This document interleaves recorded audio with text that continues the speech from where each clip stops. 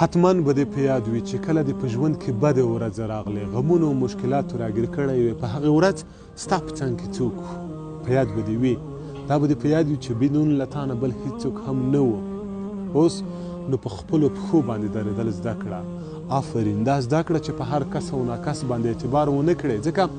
ډېر انسانان باټې او پتاقې وولي خو چې کله په ژوند کې بدې ورځې راشي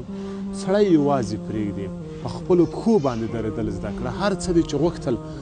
خپله ورته واړه واړه قدمونه واخله په همدې وخت کې مې یو شعر او یو متل پرې رایاد شو متل خو دا دی وایي چې د پردي زوی نه خپله لور ښه وي او شعر وایي چې